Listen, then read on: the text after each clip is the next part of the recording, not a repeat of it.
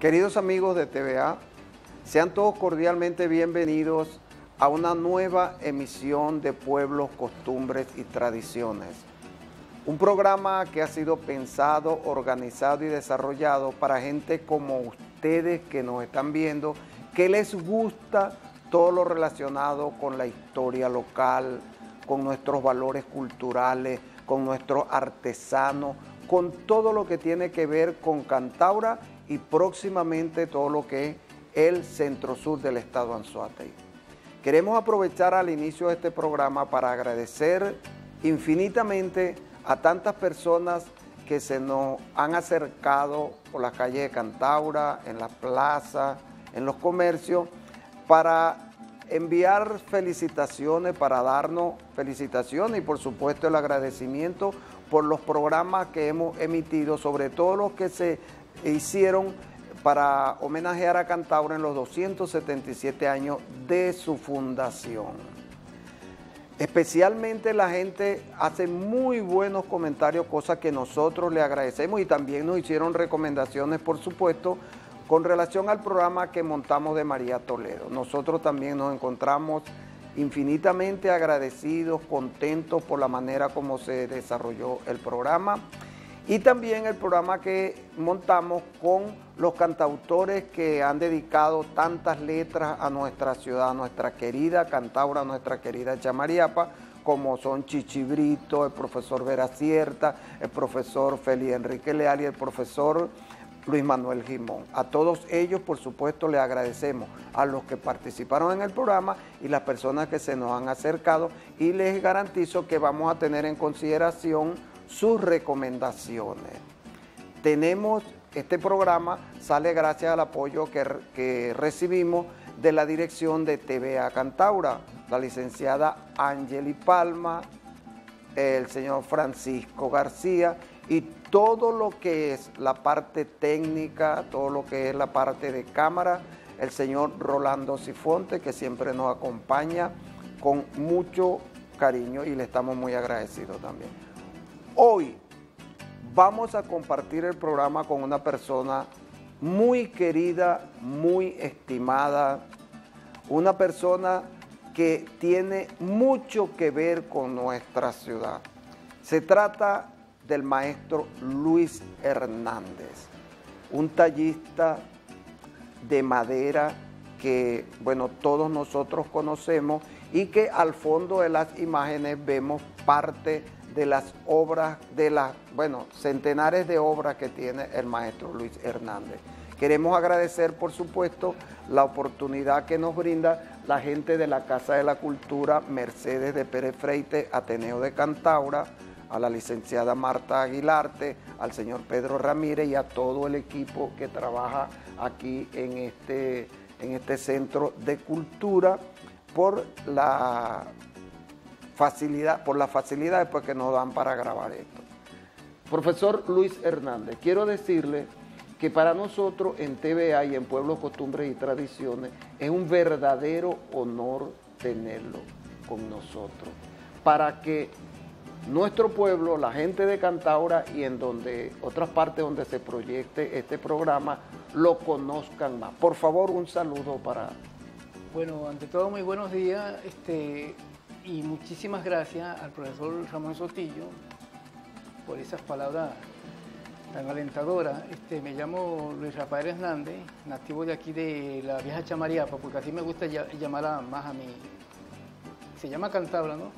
Pero la vieja Chamariapa, y quiero compartir con la colectividad chamariapera este encuentro en este preciso momento con el profesor Sotillo para demostrarle pues, a la colectividad qué es lo que se puede hacer en la cuestión del trabajo creativo, espontáneo, para toda la colectividad.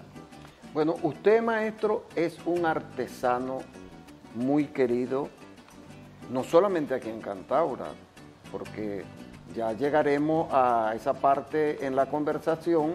Usted es conocido a nivel nacional y a nivel internacional, usted ha hecho muchas exposiciones, ¿verdad? Pero es nuestra costumbre, maestro, hacer primero lo que conversar con el ser humano que es Luis Hernández. Usted proviene de una familia que tuvo su origen en Bergantín, aquí en las montañas del estado Anzoátegui. Eso es, yo siempre he dicho cuando voy por ahí que eso es otro país. Siempre he dicho que lo que más se parece a los Andes por aquí es precisamente esa zona. Pero usted es nacido en Cantaura, maestro. Sí, señor. Bergantín, como usted lo acaba de mencionar, es la patria chica pues, de los viejos míos, de mis padres, de mi mamá y de mi papá, cuando ellos se vinieron hace mucho tiempo. Según he escuchado de parte de ellos, que fue en el año 1942, que ellos se vinieron conjuntamente con parte de la familia, la abuela mía, mis tíos y los hermanos míos mayores, que muchos están fuera de aquí de la localidad, unos viven en Altigre, otros en el centro. Y exactamente, mi familia materna viene de allá, de ese bello pueblo, pues. De Bergantín. De Bergantín. O sea que usted tiene sus sentimientos repartidos entre Chamariapa, como usted dice, y Bergantín. Sí, ahora, porque usted dice que usted nació en Chamariapa, pero maestro, usted y yo somos viejitos, pero no tanto como para usted haber nacido en Chamariapa. Claro. Ya usted, cuando ya usted nació, ¿por qué zona nació usted? Bueno, por la calle por donde yo vivo actualmente, por ahí nací yo. Por la Guevara Roja. Por la Guevara Roja. Esa calle, por ejemplo, según cuentan mi mamá, los tíos míos, que cuando yo nací, eso era un camino, era una vereda. Estaba, por ejemplo, en fundación, el sector. Yo nacía, según, a la 1:30 de la tarde. Voy a hablar, por ejemplo, en términos criollos, como se dice aquí en esta bella tierra de Venezuela. El maruto mío está enterrado ahí en el patio de ese recinto. Bueno, maestro, le voy a decir que lo felicito por la expresión, porque yo tenía muchísimo tiempo que no oía eso de que mi maruto está enterrado en tal parte. Exactamente. Qué bueno. Ahora, el nombre del sector, usted puede decirlo absolutamente con tranquilidad, porque ese es el nombre de donde usted vive. Eso es lo que llaman por allí el Bajo de la Cuchara. Exactamente. Ese nombre viene, por ejemplo, de una familia que ellos quedan pocos por ahí por el sector, por cierto, la familia Carrasquel, un señor llamado Juan Carrasquel, que él era muy amigo de la familia, y él era muy amigable, muy como se dice, muy chistoso. Le gustaba mucho.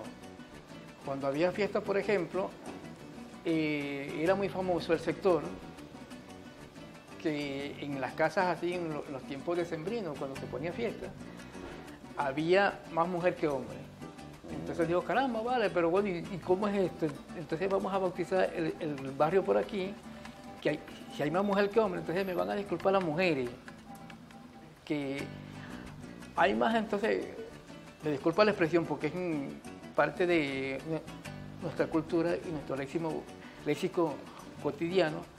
Hay más cuchara entonces que machos entonces. Entonces fue cuando lo bautizaron el Bajo de la Cuchara. Ahora, maestro, en el caso, por ejemplo, de lo que sucede por aquí, cuando ustedes pudieran considerarse entonces fundadores de ese sector. Sí, sí. Para las personas que no se ubican, es la calle Guevara Roja en la parte de abajo, bajando hacia el Bolsillo, más o menos por allí, sí, por esa zona, para que nuestros amigos se identifiquen. Sí, señor. Ahora, usted nació allí, quiere decir que usted toda su vida la ha desarrollado aquí en Cantaura. Sí, ¿dónde estudió, maestro? La primaria la hice en la escuela Guevara Roja, ya en el sector 23 de enero. Allí estudié todos mis años. La secundaria aquí en el José Ramón Camejo. ¿Y cómo es que tan lejos fue a estudiar para allá, para la escuela Felipe Guevara Roja de 23 de enero, si estaban otra escuela más cerca por aquí? Es una historia que se puede contar, pero como se dice, con un poco de sentimiento, ¿no? En las escuelas de aquella época, por ejemplo, cuando estaba la Freite, aquí estaba la Guevara y Lira, que eran los colegios que más tenían más, como se dice, más alumnos. Más matrícula. Entonces la Guevara Roja, como era un poco más distanciada, tenía poco. Entonces mi mamá decidió un día que ella fue a la Freite y fue a la Guevara y Lira, pero como no nos encontró matrícula esa vez, entonces ella se fue a la Guevara Roja y se fue con un grupo de señoras, pues, de representantes más, y consiguieron allá los cupos. Desde ahí, por ejemplo, las maestras, todo el equipo docente de ahí, muy buena gente, muy diplomático, se hicieron muy amigos ellos entonces en aquella época, y nosotros cariñosamente, bueno, por cada año que íbamos transcurriendo, por ejemplo, pasando un grado a otro, nos íbamos encariñando con los maestros, con los docentes, con el grupo de muchachos, de conocidos, del mismo sector que estudiamos ahí, y nos quedábamos, pedíamos, pues nos enguerrillábamos, entonces pedíamos que nos dejaran ahí. Que los dejaran. Sí. O sea, le tomaron cariño a eso. Sí, a la institución. Probablemente, sí. Maestro, y la secundaria me dice que la cursó usted en José Ramón Camejo. Justamente donde está ahorita el José Ramón Camejo. No, en la parte antigua donde estaba antes la María Patete. Ah. Y ahí fue donde... Por allá por la primera de Pueblo Nuevo, donde llaman, que Nuevo. También estuvo allí en sus inicios el Liceo Felipe Guevara Roa. Felipe Guevara Roa. Y allí funcionó también una escuela, como usted la nombró, la escuela, la institución María Patete, que creo que la dirigía la maestra Isober, la profesora Isober, o la maestra Isober, como le dicen aquí. O sea, entonces usted estudió su primaria y su bachillerato aquí mismo en Cantaura. Sí, sí. Entonces usted, como dicen algunos, es camejista, entonces. Usted es de José Ramón Camejo. Sí, de cariño. Qué bueno, qué bueno. Ahora, maestro, ¿cómo llega usted o desde cuándo siente usted inclinación por el arte? El arte en general, porque debemos decir que el maestro Luis no es solamente un gran tallista de reconocimiento internacional, sino que el maestro Luis es un hombre que ha participado en obras de teatro, lo he visto en danza, lo he visto personificando mineros, lo he visto en las calles con San Juan. Bueno, usted es muy polifacético. Ahora, pero ¿cuándo empieza a sentir usted inclinación por las actividades artísticas? Desde temprana edad, por ejemplo, ya yo a los 8 años, cuando estaba estudiando la primaria, muchacho pequeño, pues, de la edad infantil, empecé a trabajar en tiempos, por ejemplo, así de lluvia, a jugar con tierra, como se dice, a trabajar con el barro mojado. Desde ahí empezó mi inquietud, a hacer, por ejemplo, figuras de todo tipo de género. Después de ahí, mi papá, como era carpintero también, él le gustaba mucho hacer instrumentos musicales, cosa que yo asimilé un poco de la cuestión de los instrumentos musicales, pero no tengo oído musical, y tanto que me gusta la música venezolana, la música criolla. Yo comencé, por ejemplo, a necear del lado de él, por supuesto, me llamaba mucho la atención, como todo padre, me decía que me quitara de ahí, que eso no era trabajo de muchacho, pero yo siempre me quedaba picando algo ahí y, como se dice, arremedándolo, como se dice... Como se decía antes, sí. Sí. Entonces, desde ahí comenzó la inquietud mía de trabajar las manualidades. Ya en las escuelas, por ejemplo, cuando ya yo tenía ya grado de tercero o cuarto, ya yo hacía ya mis manualidades, por ejemplo, para exposiciones en los trabajos de artes plásticas. Trabajaba con el yeso también, trabajaba con la parte de cartón y con la fibra vegetales. Pero esto sobrepasa lo que pudiéramos llamar una manualidad de maestro. Sí, porque eso fue ya, por ejemplo, con el tiempo fue evolucionando. Yo fui practicando más la cuestión de lo que es la talla en sí, la talla de madera, buscando, por ejemplo, en la madera, la calidad de lo que se llama el producto, la madera de calidad. Porque por ejemplo, ¿con qué madera trabaja preferiblemente usted? La madera de más, como se dice, de más raigambre, de más uso, por ejemplo, la madera de cedro, que es una madera fina, la madera de pino, también se puede trabajar.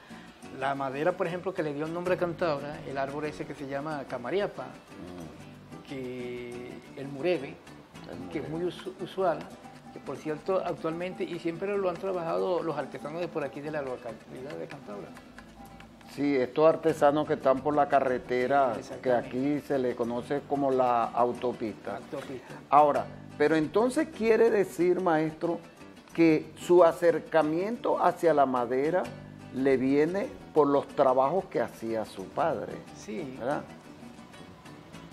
Sobre todo la parte de instrumentos musicales, sí, que es una cosa que se parece mucho aparte del trabajo que usted desarrolla, ¿verdad? Sí. Pero estando usted junto con su padre, ¿ya empezó a trabajar esa madera o fue después? No, desde ese momento me encariñé bastante con el trabajo manual de la madera. Ya yo hacía ya mis figuritas. Ahí, por ejemplo, no eran, como se dice, figuras de un acabado, por ejemplo, perfecto, ¿no? Sino que figuras ahí, como se llaman, estrambóticas. Pero siempre iba evolucionando el trabajo cada día. Por ejemplo, iba buscando en los libros, guiándome un poco por los dibujos, por cuestión de perfeccionando más lo que llaman toda la línea y todo lo que es el trabajo de lo que es el producto en la madera también, y no solamente ahí en la madera, sino también en el barro. Hay que buscar, por ejemplo, sobre todo el detalle. El detalle, sí, por supuesto. Que es lo más importante. Bueno, el arte es detalle. Sí. Todo arte es detalle. Sí. Ahora, ¿usted o su familia son o fueron aficionados a los gallos, a las riñas de gallo? Porque es evidente que donde está Luis Hernández hay una exposición de gallos. Sí, la familia mía, por ejemplo, el papá mío, los tíos míos, fueron siempre muy aficionados a lo que es la riña de gallo. Yo también, cuando estaba en mis inicios, más muchacho, ¿no? Claro que, como hablamos anteriormente, es maduro, no tan viejo. Yo jugaba mucho esos animales porque siempre me gustaba la lidia, pues de eso. Los lidié mucho en mi juventud, pero después, en un tiempo para acá, dije, no, me desligué un poco de lo que es las riñas de gallo, porque vi que es una crueldad. Esos animales también son seres vivos y necesitan que, por ejemplo, se les proteja. Comparto con usted ese planteamiento, maestro, porque debo decirle que mi papá fue un gran gallero. Él se llegó a tener en el patio de la casa de nosotros, por allá por la vía entre Pariaguán y San Diego, bueno, pues cualquier cantidad de gallos, ¿verdad? Y a mí, por supuesto, muchachos, me llamaba mucho la atención eso. Pero posteriormente, en la medida que uno se va formando, que uno va estudiando, que uno va leyendo, va cambiando un poco sus criterios. Es lo mismo que la parte de las corridas de toros. Yo definitivamente eso no me atrae, no me atrae. De todas maneras, maestro, hay un detalle que es esto. Usted es un hombre sumamente conocido aquí en Cantaura, pero también a nivel nacional. ¿Dónde ha hecho usted exposiciones a nivel nacional primero? A nivel nacional, por ejemplo, tuve experiencia primero en aquel entonces cuando era Corpoven. Hice muchas oportunidades, tuve oportunidades también de exponer en Anaco, en Santo Tomé, pero la primera exposición que yo hice artística aquí en Cantabria fue en el Boulevard Fray Nicolás de Odena, en el marco de los 250 años de Cantabria, cuando se estaba reestructurando la nueva junta directiva de la Casa de la Cultura Mercedes Pérez Frey. En aquel entonces me convocó en buen momento, y gracias a Dios, le doy gracias a Dios por eso, la licenciada Marta Aguilarte, que me tomó en cuenta. Ella ya sabía ya desde hace tiempo de mi trabajo, de mis proezas. Ella me buscó, pues, me convocó a que yo viniera personalmente aquí a la Casa de la Cultura. Ella quería hablar conmigo, entonces se hizo una actividad, una colectiva ahí en el Boulevard, y ahí, esa fue la primera exposición que yo realicé aquí en Cantabria a nivel artístico. Y después vinieron las otras, como le dije anteriormente, en Corpoven, en PDVSA, en distintos, por ejemplo, distintas instituciones, en escuelas y en plazas públicas. ¿Ha tenido usted alguna vez la oportunidad de desarrollar esas habilidades en alumnos, en paisanos suyos, en vecinos, en familiares? La gente poco, bueno, por allá por el sector, respeta mucho mi trabajo, se los agradezco. Cosa que yo certifico, porque usted por allí es un personaje. Me admiran mucho, pero yo cuando les digo, por ejemplo, que si están interesados en hacer, ellos dicen que no, que conmigo basta, que ellos se alegran mucho de que yo sea el que los represente a ellos, pero no sería bueno la idea. Por ejemplo, aquí en la institución actualmente, desde mis inicios, en la Casa de la Cultura, siempre he dictado los talleres vacacionales, todos los años. Sobre todo el plan La Hormiguita, que precisamente tenemos aquí al fondo, tenemos una imagen de ese del plan vacacional La Hormiguita. Sí, señor. Ahora, maestro, indudablemente la madera es la materia prima fundamental. Ahora, pero instrumentos de trabajo, otros instrumentos de trabajo que usted utiliza. Instrumentos de trabajo, por ejemplo, profesor, sobre todo para trabajar la madera bruta, que es la materia prima, por ejemplo, un machete que tenga buen filo, que es lo primordial, un serrucho y una navaja. O sea que la navajita es la que hace todo el trabajo. Y un poco de mi ingenio, pues. Y sus manos que son, claro. Gracias a Dios. Claro, por supuesto. Ahora, la madera sola, o la madera por supuesto es la materia prima. Ahora usted le da forma a la madera. Eso es muy importante. Y en el caso, por ejemplo, de los colores, maestro, ¿qué material utiliza usted para darle colores a la madera? El color, por ejemplo, de darle esa gama, tiene que ser colores, por ejemplo, de una pintura especial. La pintura que estoy utilizando ahorita, por ejemplo, es la pintura al frío.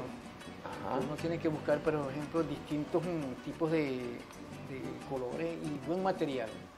Porque a veces hay también, en la cuestión, por ejemplo, industrial, material que no concuerda con no es buen producto. El barniz, por ejemplo, ahí como se hace en este momento esta pieza, que es de manera reciente, es para darle, por ejemplo, como se dice, brillo. Un brillo y un fijador, por ejemplo, cuando es lavable, cuando se va.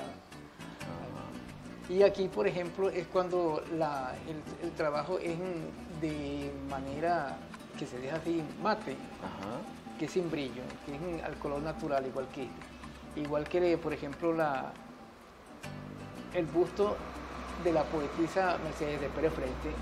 No se lo había preguntado, pero me lo imaginé. Sí, porque eso fue una de las piezas primeras de aquel entonces, de mis inicios, cuando yo lo hice, que se lo regalé a la institución. Sí. Ahora, usted dijo precisamente que esta pieza es una de las más recientes que usted ha desarrollado. Pero sigue inspirado porque usted también tiene unas piezas muy bonitas que usted llama Venus, ¿no? tengo entendido que es eso. Sí, ¿Podría hablarnos un poco de eso? Ese es el tributo, por ejemplo, el desnudo femenino, porque muchos como se dice, lo condenan, que dice que es una vulgaridad, y no, el cuerpo humano en sí es una máquina orgánica y es una creación de Dios. Y es algo que, por ejemplo, es maravilloso. Y eso, uno el artista cuando plasma, por ejemplo, un cuadro o una figura en madera, en hierro, en bronce, en cualquier material, eso es rindiéndole el tributo a la belleza humana, a la belleza de la mujer, que es lo más importante. Ahí se expresa uno, por ejemplo, el sentimiento, por ejemplo, la belleza, el encanto, Claro. como todo es natural. Claro.